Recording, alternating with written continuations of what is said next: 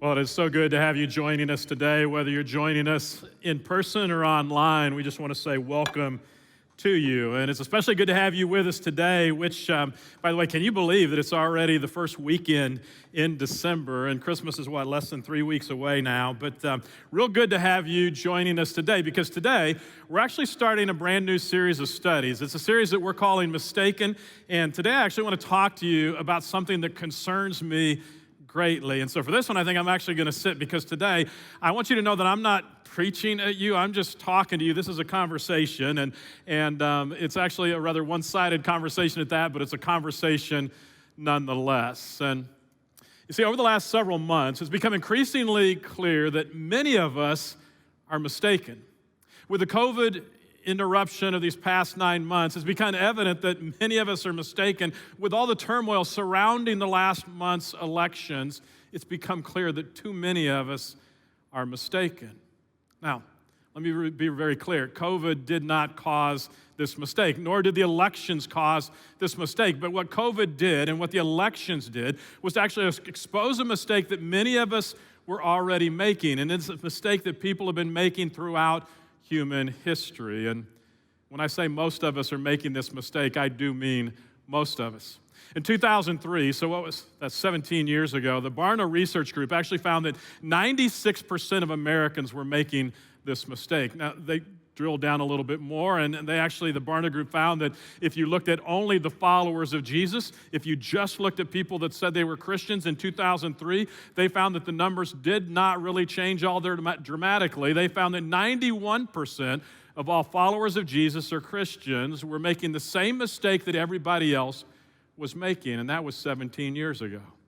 And so my guess is that today the numbers are actually higher for those that are making the same mistake.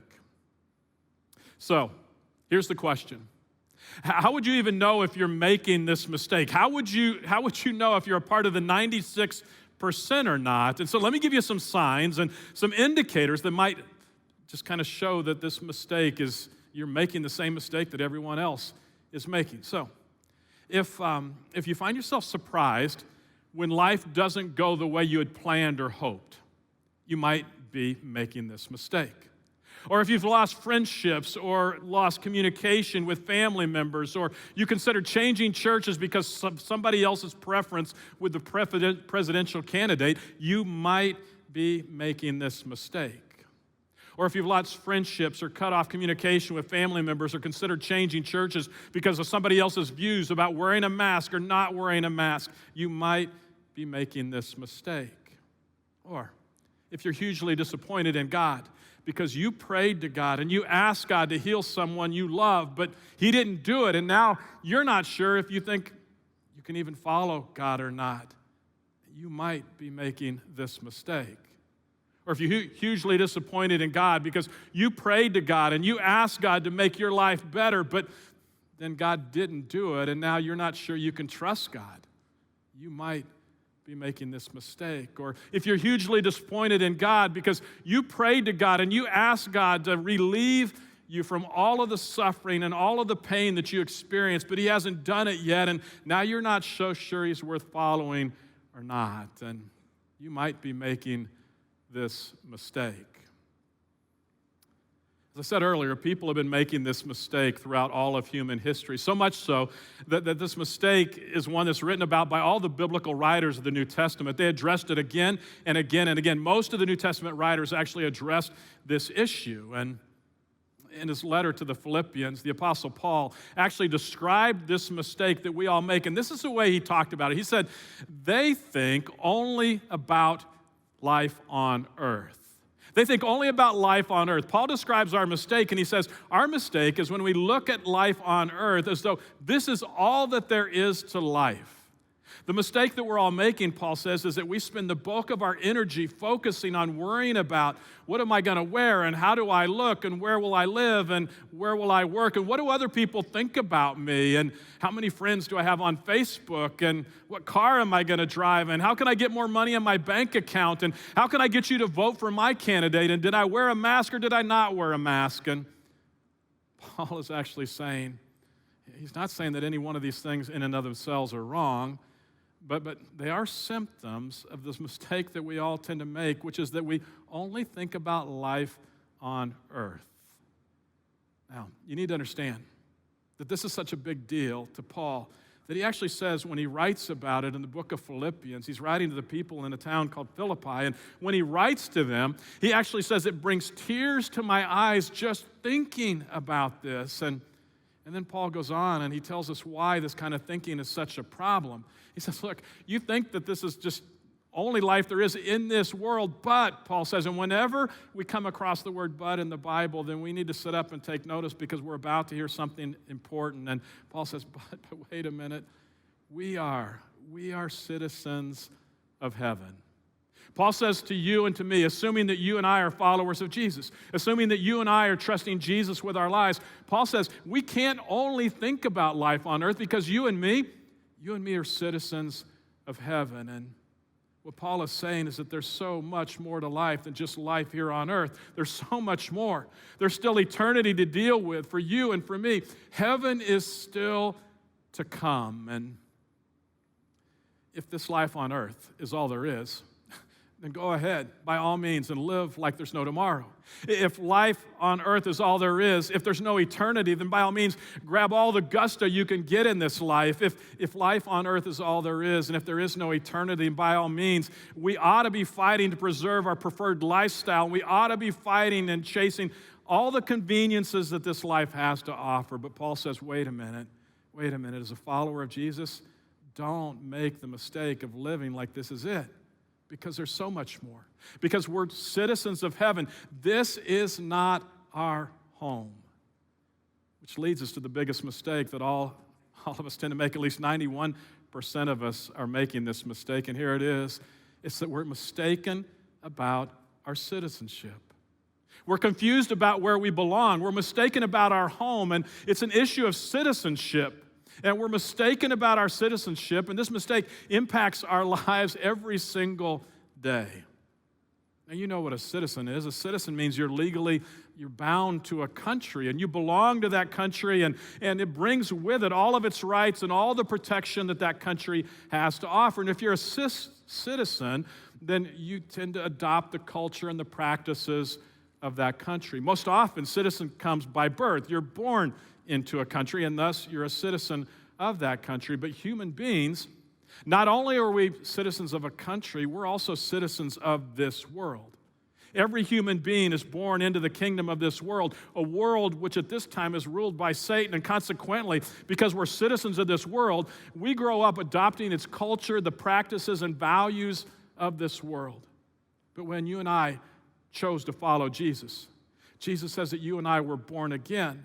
And being born again, it brought with us this new birth of being born into the kingdom of heaven. Thus, our citizenship is changed. Now it's in heaven. No longer are we citizens of this world. And what that means is that you and I are going to live just for a very short time in these physical bodies. But while we're here, we can anticipate a bright future in our real home in heaven, because now you and I are citizens of heaven. This world is no longer our home. This is not it. So like Paul, Jesus was actually concerned about our being so mistaken about our citizenship.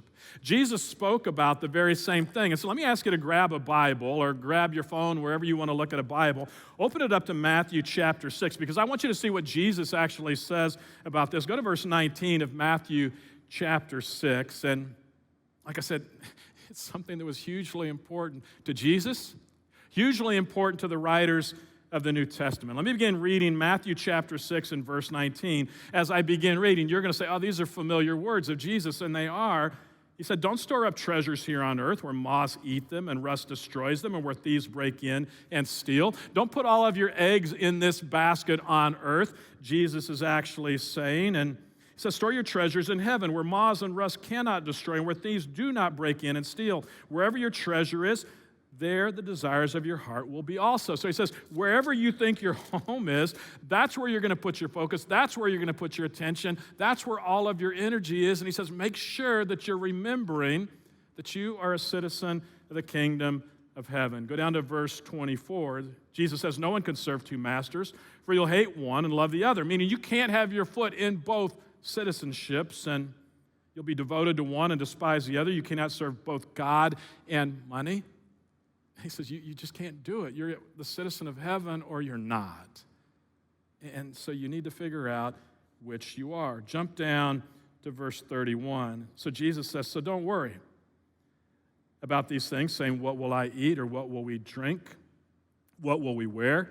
These things dominate the thoughts of unbelievers, but your heavenly Father already knows all your needs. Seek the kingdom of God above all else and live righteously, and he will give you everything that you need.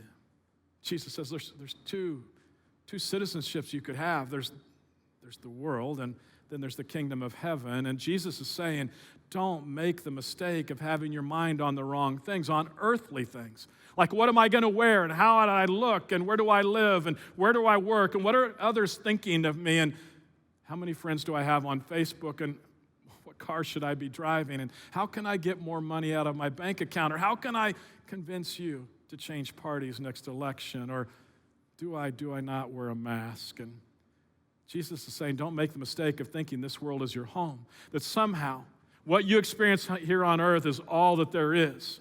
Because here's the thing, when you and I really begin to understand that we are citizens of heaven, we live differently. When you and I really begin to understand this world is not our home, then we begin to live as though we're only passing through.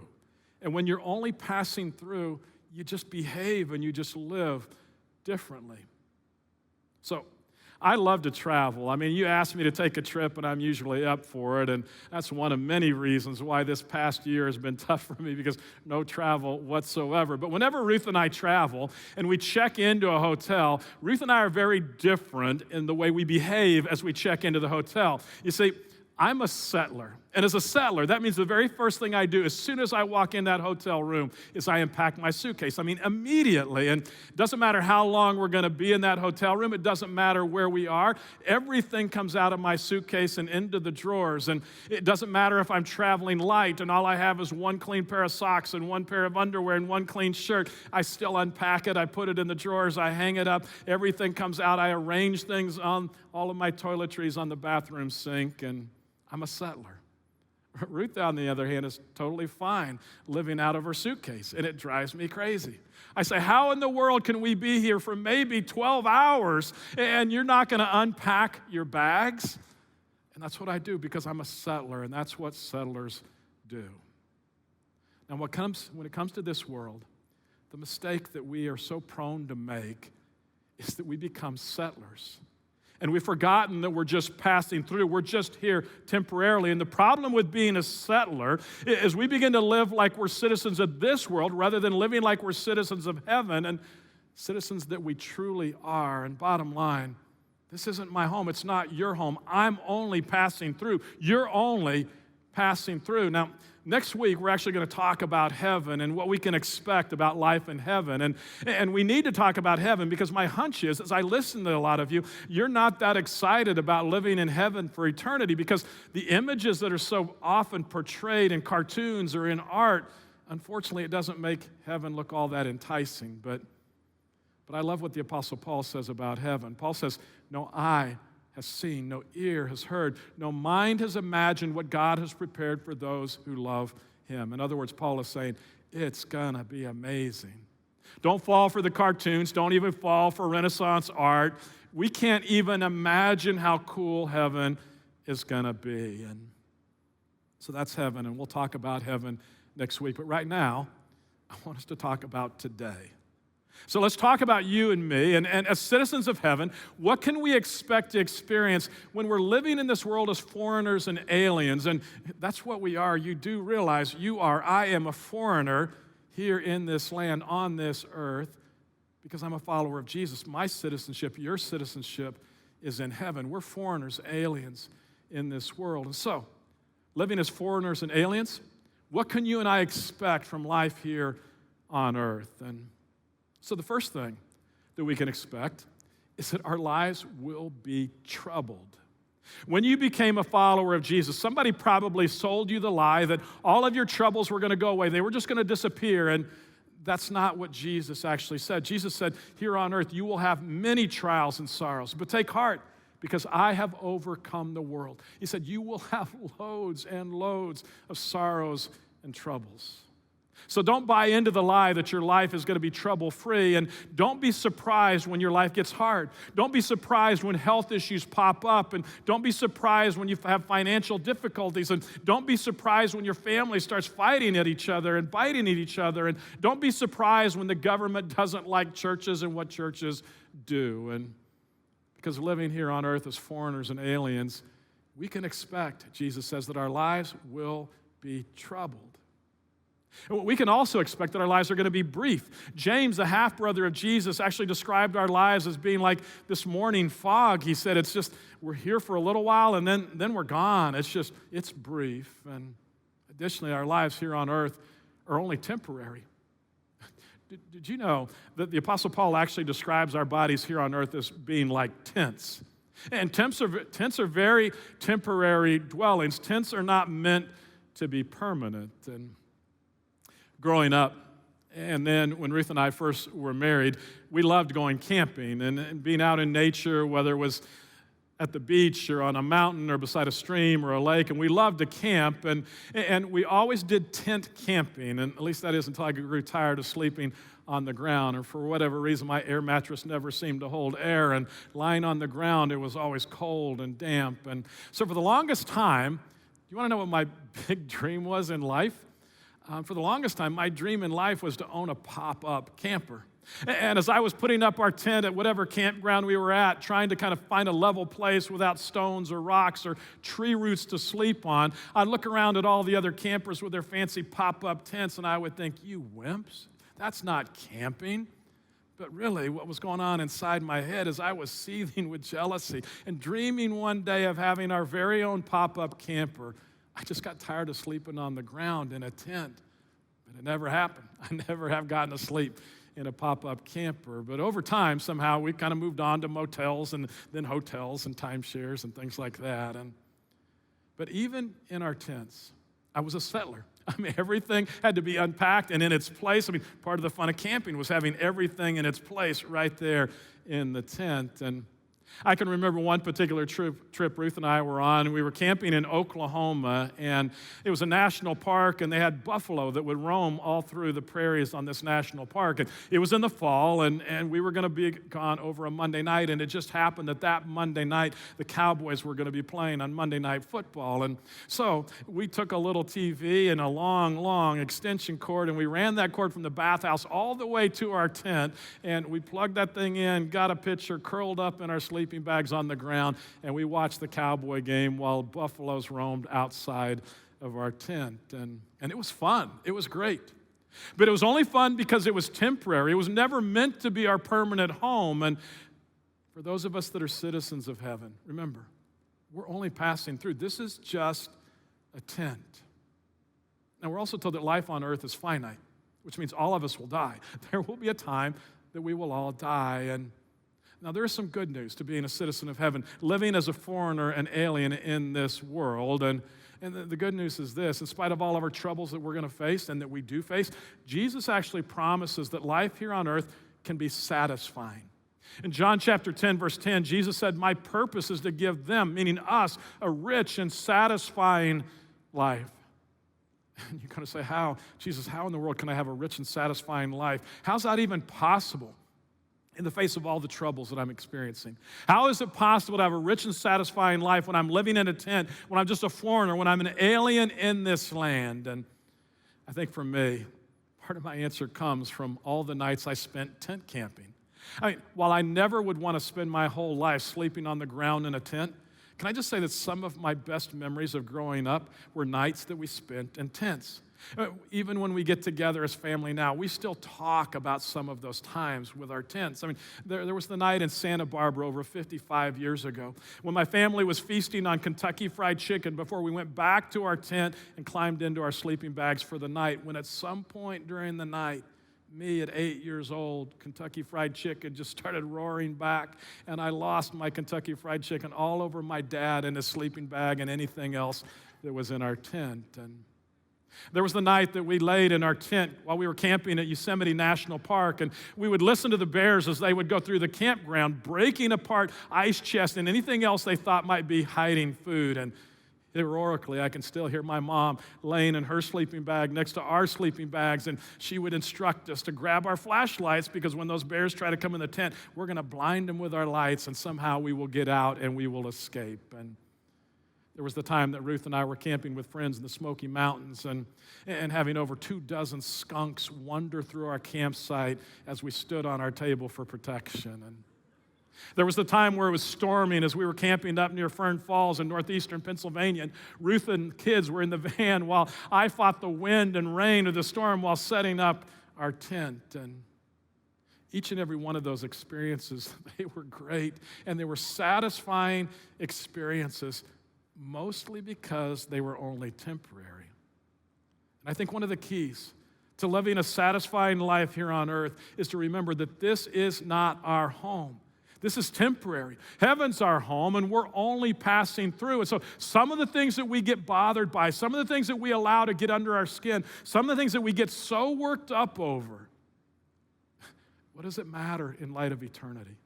Will it matter in eternity? Will it matter 100 years from now? One other piece of good news while living here as foreigners and allies is that you and I, we're not alone. God actually says this in Isaiah chapter 41, verse 10. I love this verse. It says, God says, don't be afraid, for I am with you. Don't be discouraged, for I am your God. I will strengthen you and help you. I will hold you up with my victorious hand. And when God made that statement, he was talking to a group of people that were foreigners and aliens in a different land. And he says that to you, and he says it to me. I'm with you. You're not alone.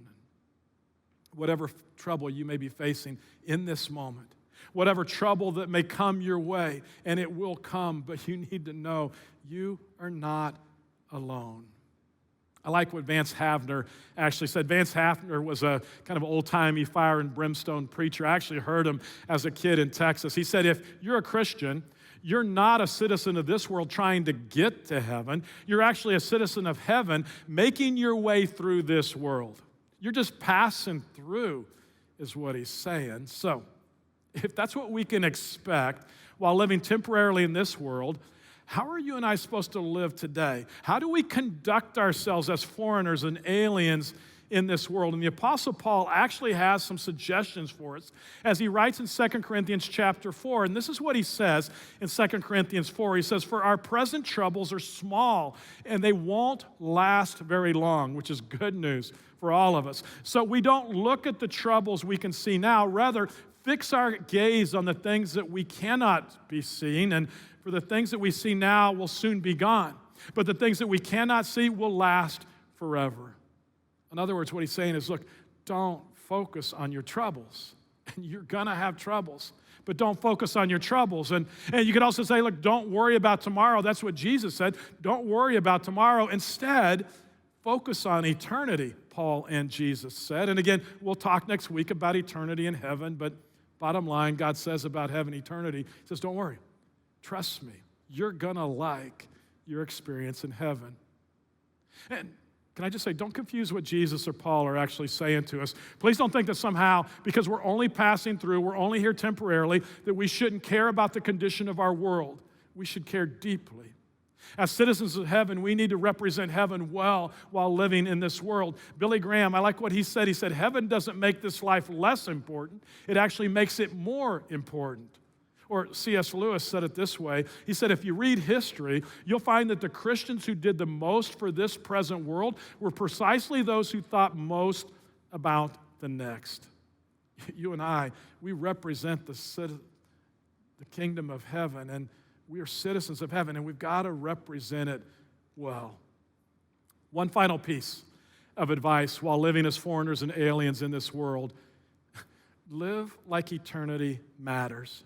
Live like eternity is real. Live like eternity is really going to happen. And a lot of us live as though we're not really sure it's going to happen. And so we kind of keep grabbing onto everything you can in this world because, we think it's going to be good. We think it's going to happen. And we settle for whatever we can actually experience here in this world, in this life. And so, Have you ever been to Disney World?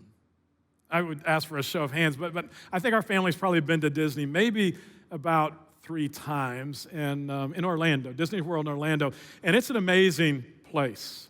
But do you remember, before you actually go into Disney World, you go through a little thing they call Disney Village. And the Disney Village is a great place, too. It's full of shops and restaurants and snack bars and entertainment galore, and you could probably spend a whole day in Disney Village. But as good as Disney Village is, it doesn't hold a candle to Disney World. Disney World is magical, and Disney Village, it's just a glimpse. It gives you just a small taste of all that awaits you in Disney World. And how foolish it would be to actually kind of make all of your plans, take your family down to Orlando, buy the tickets to get into Disney World, but then spend all of your time in Disney Village. I mean, how crazy would that be to just hang out in Disney Village but never actually go to Disney World? And anyone who's ever been to Disney World would say, that would be absurd. That would be ludicrous. What a mistake that would be. And I think that's what Paul says to you and me. He says we've got to live our lives in such a way while we're here on earth. And if all we do is think about life here on earth now, and we don't think about what's coming in heaven, it's like staying in Disney Village and never going to Disney World. And Paul says that's absurd.